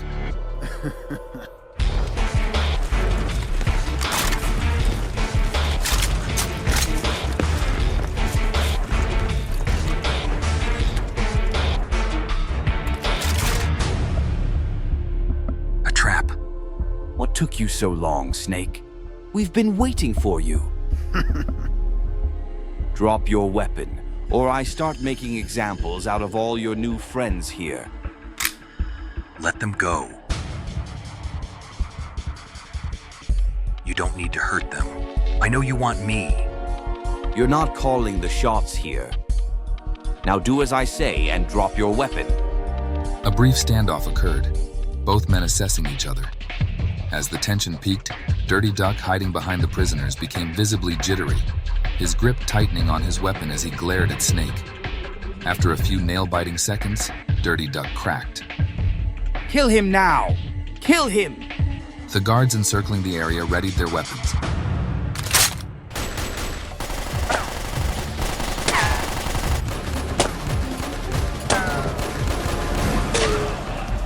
Snake dove for cover, narrowly evading a hail of bullets. As Snake took cover, he thought back to the standoff moments before. His years of training instantly kicked in. He had quickly assessed all the guards' positions and knew with pinpoint accuracy where they were located. Without any wasted movements, he disabled all the lights in the room with an EMP grenade. As the room lay in complete darkness, Where'd he go? The only light emanated from the guards' frantic firing. Snake stealthily took out the guards one by one. Each takedown was methodical and quiet, minimizing any further alert to his presence. As Snake neutralized the last guard, the emergency lights came on, revealing the aftermath of his assault and Dirty Duck's terrified face. As Snake reoriented himself towards Dirty Duck, he heard a single gunshot. His head snapped up in alarm. In his panic, Dirty Duck had shot a prisoner dead in a desperate attempt to re-establish control. Show yourself right now, Snake, or I'll kill them all. With no options left that would avoid further bloodshed, Snake stepped out from his cover, stoic, controlling his fury. Okay, you win. Please, stop. You don't have to do this. Dirty Duck smirked maliciously, pressing the barrel of his gun against another prisoner's head. Get on your knees. Reluctantly, Snake kneeled, his eyes locked on Duck, gauging his next move. As Duck stepped closer, reveling in his apparent victory, one brave prisoner saw an opportunity. Now! The prisoner, while cuffed, nudged Dirty Duck's arm as he moved past, causing the gun to momentarily sway. Seizing the moment, Snake sprang forward. He disarmed Duck, sending him sprawling to the ground. Snake delivered a final shot with Duck's own gun, finally eliminating the threat.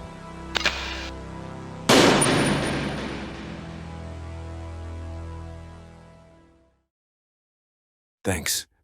That was a close one. He was crazy. He would have killed us all if it meant getting to you. You all okay? I think so. But it's a shame we all couldn't make it. He was a good man. I'm sorry.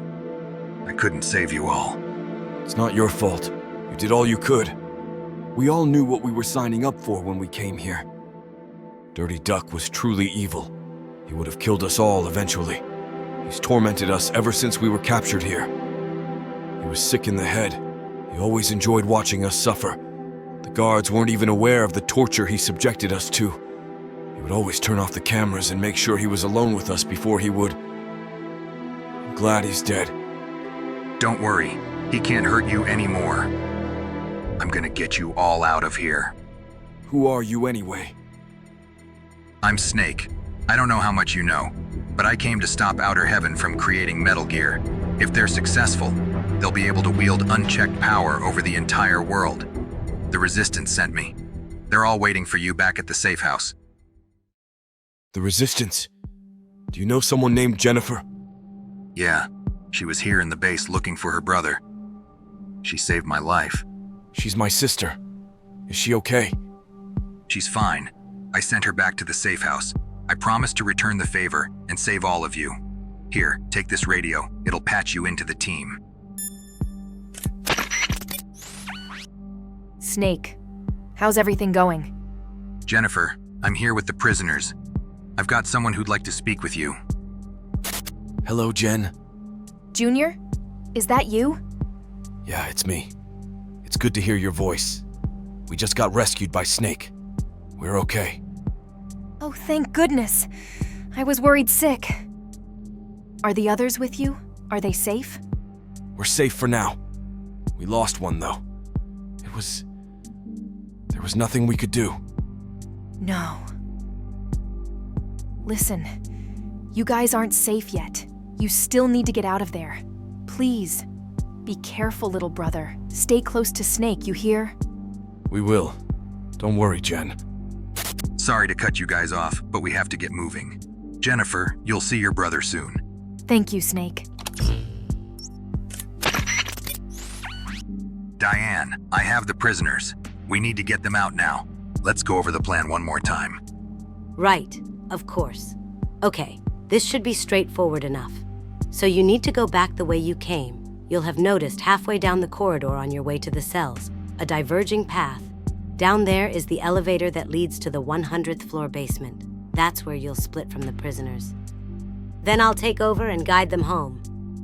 Okay, that sounds like a plan. We're moving out.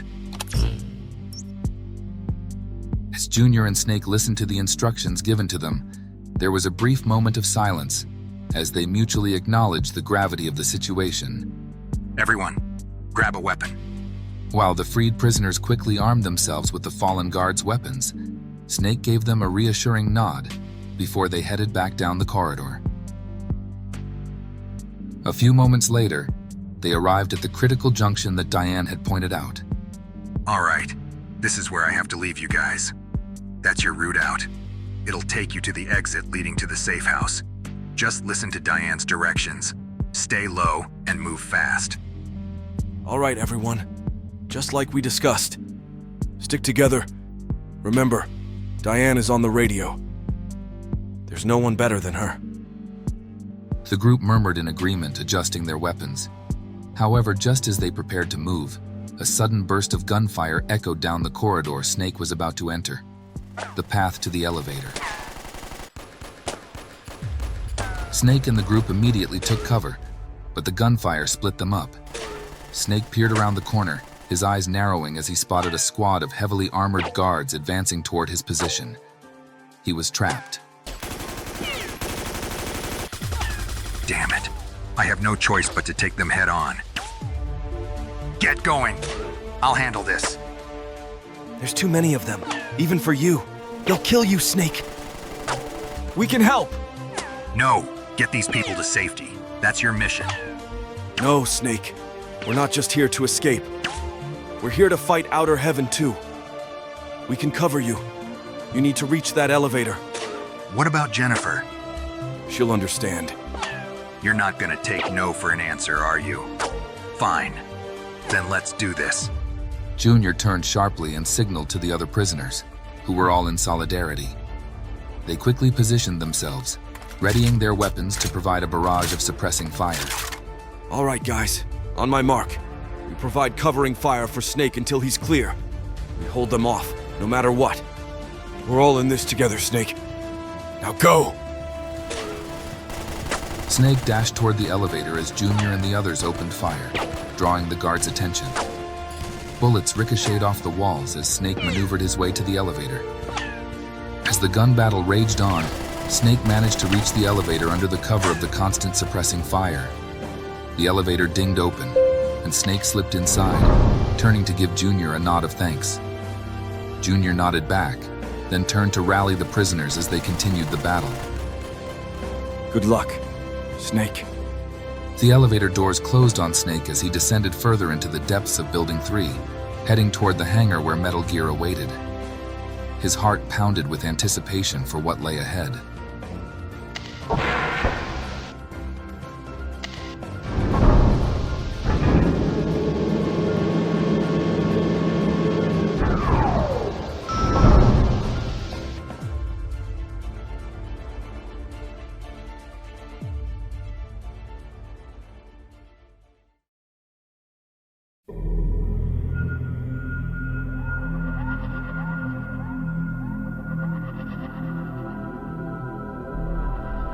Finally arriving at the 100th floor basement, Snake stepped out, revealing the vast hangar of Building 3.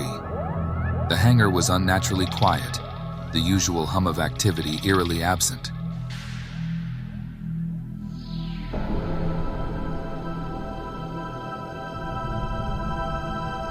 Metal Gear. He slowly scanned the massive room. The colossal silhouette of Metal Gear loomed in the distance, dormant, yet imposing under the sparse lighting.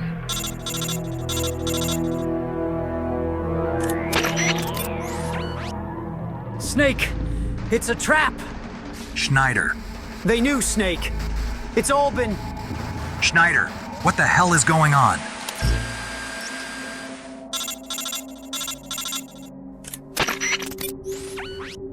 Snake, you need to abort the mission. Pull out now. Abort? But I'm right here, boss. I've got Metal Gear in my sights. The mission's almost done. I can end this right now. That's an order, Snake. The mission is compromised. It's too dangerous to continue. Shut YouTube down and evacuate immediately. I'm sorry if I'm speaking out of turn, sir, but I need answers. It's chaos topside, boss. There's people risking their lives on my behalf so that I can finish this thing. Why now? What aren't you telling me? Don't question me, boy. You need to trust me, Snake. Get out of there now. Shaking with determination, Snake gathered himself and resumed his approach to Metal Gear, determined to finish what he started. The stakes were at their highest point, but he knew one truth. Metal Gear was a real threat that needed to be stopped. As Snake neared the colossal machine, the sudden activation noises of the tank broke the silence.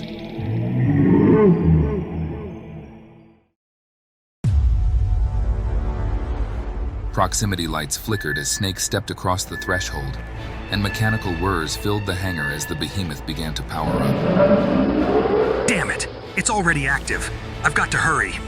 Snake rushed forward urgently, pulling out the plastic explosives as he moved closer to the awakening Metal Gear. He strategically placed a charge at a key point on the first leg, as Dr. Madnar instructed. Before Snake had the chance to plant the final bomb, Metal Gear's automated systems detected his presence, identifying him as an immediate threat. Though not fully awakened and still attached to its maintenance station, its mobility was limited. However, it was capable enough to raise its giant leg and kick Snake across the room, slamming him into a wall, causing debris to fall on top of him. Metal Gear charged up its weaponry, targeting him for elimination. Snake, trapped under the debris, hurriedly pushed it off and stood up, reorienting himself. The weapon finished charging and unleashed a solid red beam of light directly at Snake with incredible speed. Narrowly dodging the laser blast, the heat and light seared past him as he dove for cover. Damn, that was too close. As it began charging a second shot, Snake saw one last opportunity to plant the final charge. As he reached Metal Gear, it lifted its leg again, attempting to crush him. With a quick dodge roll, Snake landed next to the final leg and threw the plastic explosive at the vulnerable spot. It had hit its mark. With the charges set, Snake retreated to a safe distance, clutching the detonator tightly. He took a moment to steady his breath, then pressed the button before Metal Gear had a chance to unleash its second laser blast. Explosions rocked the hangar as the charges detonated. Metal Gear shuddered violently, its critical systems failing. It emitted a cacophonous roar of twisting metal and exploding circuits before collapsing into a heap of wreckage. The chain reaction created by the plastic explosives caused its internals to explode from the inside.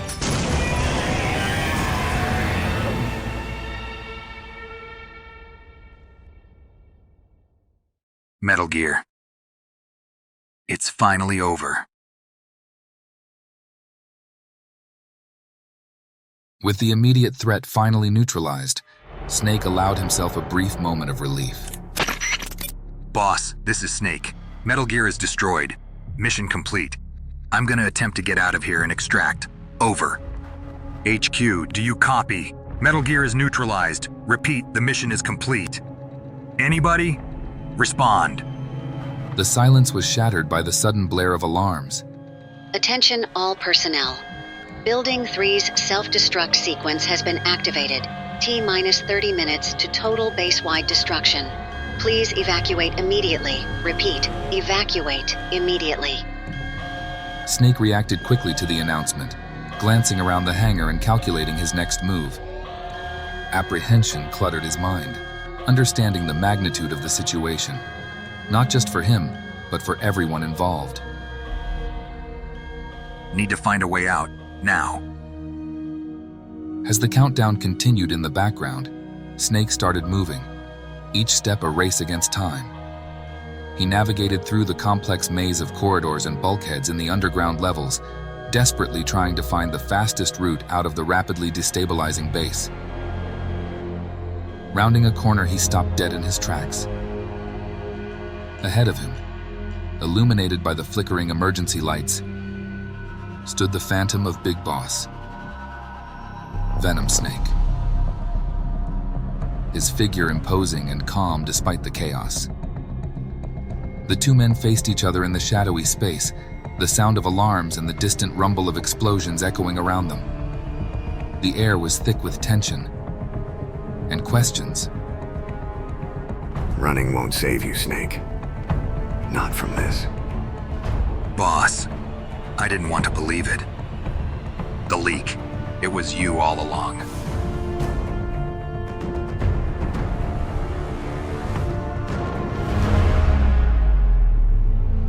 Yes.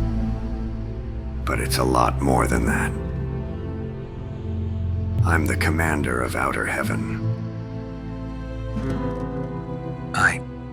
I kept telling myself that it was ridiculous. You couldn't possibly be the one behind it all. But it's obvious now. I was naive. You bastard.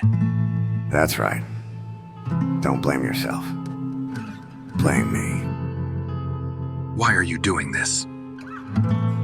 We built Outer Heaven as a sanctuary, a place free from the manipulations of governments. This is nothing personal, Snake. I never wanted you to be a part of this. Then why bring me into this? Why would you send me to destroy your own creation? Someone had to take the fall. Truthfully speaking, you were never meant to get this far. I was hoping that you'd be dead by now, but you went further than we all imagined. You even destroyed Metal Gear. That's what you ordered me to do. I fulfilled my mission. You at least owe me some answers. Tell me why you built this place, to oppose our allies. Like I said, Outer Heaven is meant to be more than just a military fortress. It's an ideal. But I don't expect you to understand. You're just another dead soldier, following orders. Too short-sighted to see the bigger picture. I can see it in your eyes. You see me as a traitor. But we're actually the last line of defense against total control. You're insane. You used me, betrayed your unit, your country. You lied to everyone. How many people have died because of you? You're just another terrorist. A warmonger. And what are you, Snake? A pawn for the politicians? A tool for the bureaucrats? Just to be thrown to the trash heap the moment you stop becoming useful? Do you ever stop to think about that? No. We give soldiers like us a chance to be part of something greater. No doubt these words are lost on you. This war, I've lost comrades. The pain I feel will never leave. I couldn't protect those I loved. I couldn't protect my people. It's like they're all still here. If you make it out of here, You'll feel it too, Snake. One day. My only wish is to see her vision become a reality. But I realize that can never be. So long as they still exist. So the only thing I can do now is fulfill his will. A haven for soldiers.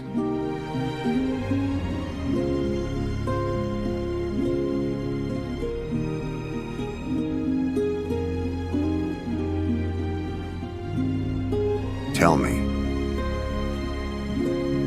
What do you fight for, Snake?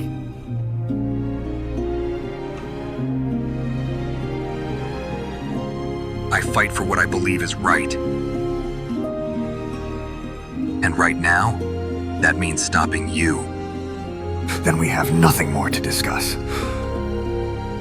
I'm afraid only one of us is going to leave here alive. I won't let you get away with this. This ends now.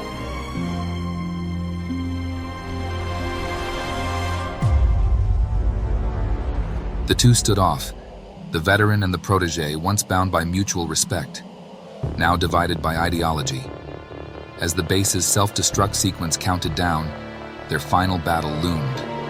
A tragic culmination of a shared past and a divergent path. Venom suddenly brandished his knife and charged with lethal grace, honed by decades of warfare. Even at his advanced age, his movements were a blur. Each strike meant to disable and kill. Snake countered with equal precision, using CQC techniques, his training under Big Boss flashing through his mind in vivid, brutal clarity. Venom employed his own CQC as they exchanged a series of near misses and blocks. Venom's left arm was unusually strong, causing Snake more and more trouble in the exchanges.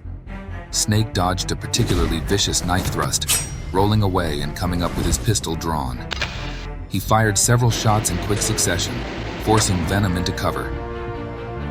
Venom responded with shots from a sidearm of his own, creating a deadly dance of bullets and movement.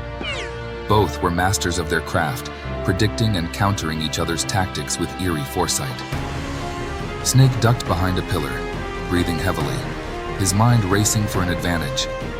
The fight escalated quickly, both combatants showcasing years of experience. Venom started to gain the upper hand and managed to nick Snake in the arm. A reminder that only one combatant could be victorious. Snake recoiled in pain, using his momentum to roll back and gain distance. As Venom advanced with increasing confidence, Snake spotted a bank of oxygen cylinders stacked near an electrical panel, a hazardous combination amidst gunfire. With a plan forming, Snake fired at the panel as Venom charged toward him. The bullet sparked against the metal panel, igniting a small fire. Venom also had a plan to end the battle with a killing blow from his bionic arm, but he hesitated, realizing the impending danger. It was too late to stop his forward motion. Snake took aim and shot the oxygen cylinders again. The resulting explosion was massive, a concussive force that rocked the hangar. While Snake was safely behind cover, Venom was caught in the blast, the shockwave hurling him backward into debris. Venom lay amidst the wreckage caused by the explosion. Shrapnel and smoke filled the air around him. He struggled, pinned to the wall and clearly in pain. His legs were damaged. He was unable to move. Mere moments passed before he finally lost consciousness.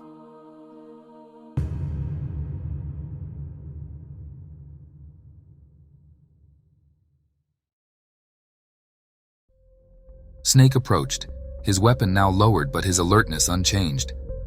He surveyed the destruction, his face a mask of confliction, a warrior forced to confront the cost of his victory. He stood over Venom, the man who he thought was mentor, commander, and now adversary. The finality of the moment was marked by the continuing alarms and distant screams, the base itself seeming to mourn the inevitable conclusion of the clash. Snake turned away, stepping back into the shadows of the hangar, leaving Venom amidst the chaos of his own making. He disappeared, a solitary figure, moving deeper into the darkness of outer heaven. The base began to ignite, Explosives set in the deep foundations of the base caused the building to quake. Amid the roar of explosions and the crackle of fire, Snake found a brief respite behind a crumbling wall. He quickly accessed his codec, initiating an urgent call.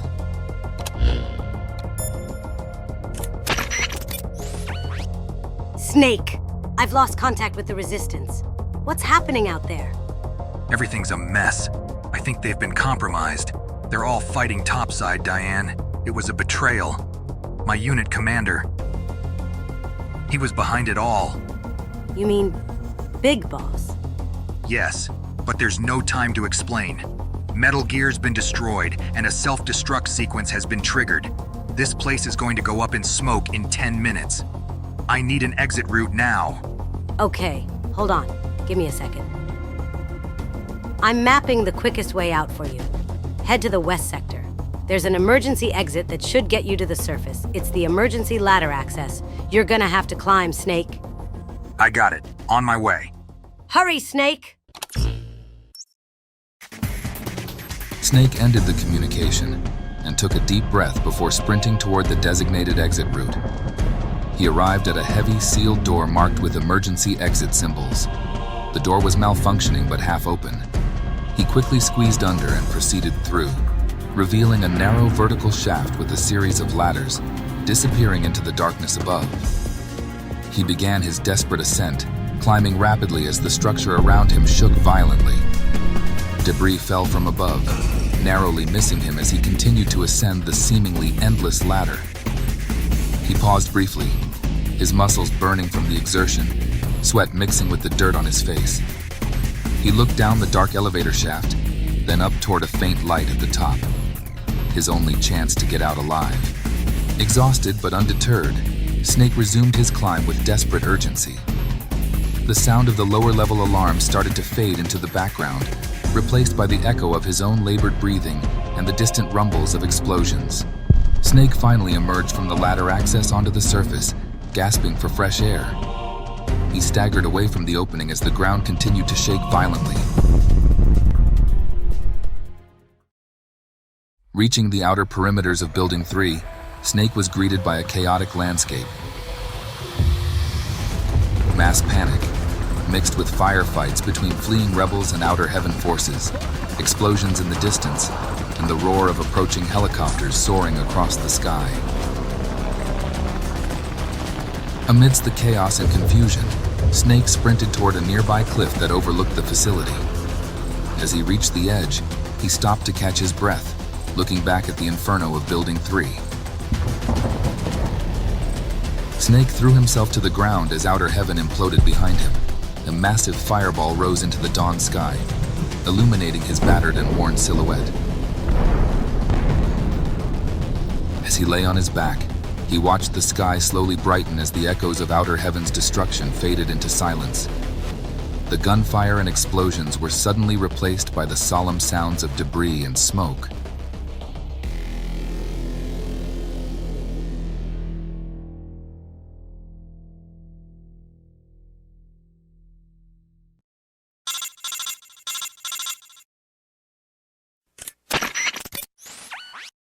Snake, you made it out.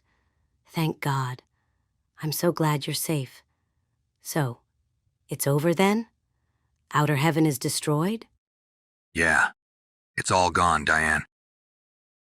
I need to reach the Resistance. Make sure they made it out. Can you help me? I'm afraid there's no time for that, Snake. What do you mean?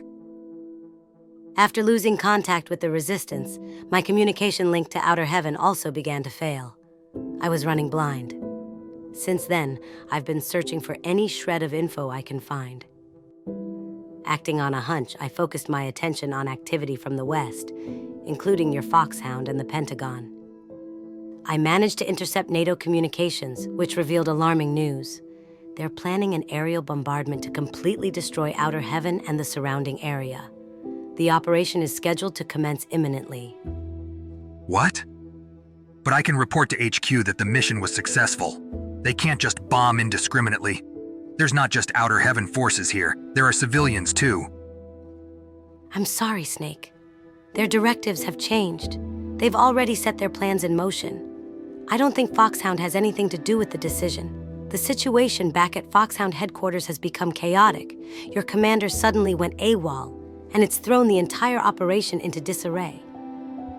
Big Boss. Now we know why. They were monitoring your progress, Snake, and have noted the situation with Big Boss. It seems like the allies on the ground have been considered acceptable losses to ensure the threat of outer heaven is completely neutralized. They're not going to risk any of it surviving. What about the safe house? Schneider? Jennifer? We have to make sure they're okay. There's no time, Snake. Listen, they've established temporary extraction points for personnel in the area. They won't be able to get everyone out, but I won't allow you to die here. I'm directing you to the nearest extraction point. Tell them you're an agent of Foxhound. They'll get you out. Diane, you're not listening to me, damn it. I can't just leave everyone behind. I'm afraid you have no choice. I'm going to do all I can for them. Snake, you have to go now. I just want you to know that you've done more for us than anyone ever has. You gave us hope for a brighter future here. A future without war. I hope we can meet again one day. Goodbye, Snake. With the weight of the crushing revelation looming over him, Snake resigned himself to the inevitable. There was nothing he could do. His face masked internal conflict and pain as he began his trek toward the extraction point. The burden of his survival bore down on him. Haunted by Big Boss's betrayal, the potential loss of his comrades, and the stark reality of his abandonment by the very forces he served. His thoughts swirled with confusion, guilt, and disillusionment toward the manipulations of the conflict that demanded everything from him, and seemingly offered nothing in return. The sounds of distant explosions grew louder, signaling the impending bombardment. As Snake reached the designated extraction point, a makeshift helipad marked by flares. As he waited for extraction, his gaze turned back toward the devastated landscape, the rising smoke mirroring the turmoil within.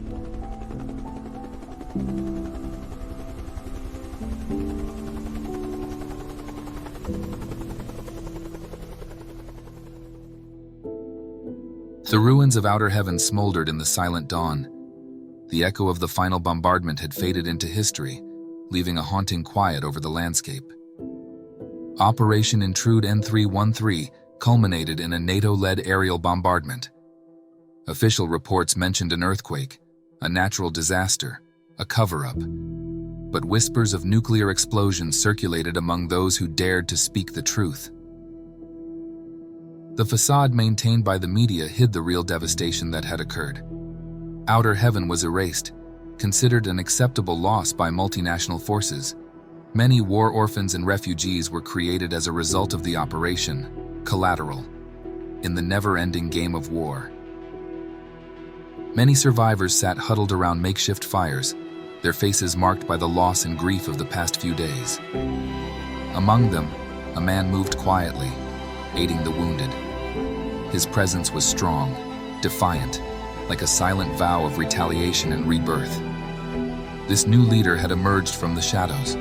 Considered neither a villain nor a hero, he simply became a savior to the desperate survivors. Big Boss stood alone, looking out over a vast landscape. The setting sun casted a long shadow, mirroring a long road ahead. His thoughts drifted to Solid Snake, the man who had far surpassed his expectations. His path would no doubt cross with him once more, in a fateful encounter. The saga had not ended, but merely paused, as the world continued to turn, unaware of the deep currents, shaping its destiny.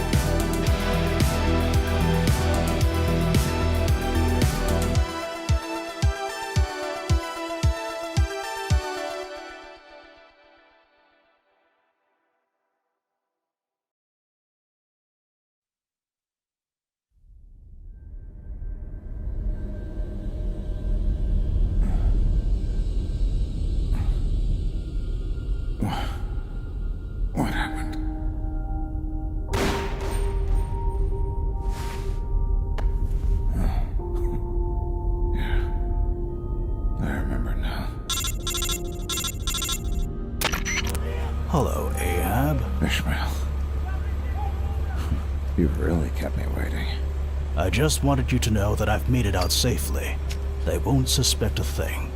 You played your role perfectly. I see. That's good. So at least I've done something right here. I never expected him to succeed. It seems that solid Snake was more competent than either of us gave him credit for. Quite a heavy tuition for such a meager lesson. It's over. He's destroyed the Metal Gear and activate the self-destruct sequence. Outer Heaven will go up in smoke in a matter of minutes, and the public will think that Big Boss died with it. I see. Are you sure you can't make an escape? Positive. You got me good. I can't feel my lower body. This is it for me, Ishmael. I'm out of digoxin. You can get me up this time. Outer Heaven won't die with you. As long as a man carrying the name of Big Boss is alive, there will always be someone striving to create a nation for soldiers. Are you familiar with Zanzibar land? Look, I'm not. Selina Yarsk. The location of our first and last mission is part of the Fox Unit. Last I heard of it, they splintered off from the Soviet Union and became their own state. No. Never mind. It's not something you need to worry about anymore. Don't worry. I'll keep our dream alive. From today onward, the name of Big Boss is something you no longer have to bear. Thank you, Ahab. And goodbye. My mission is finally coming to an end. After so long. It was my pleasure, Ishmael. No. Big Boss.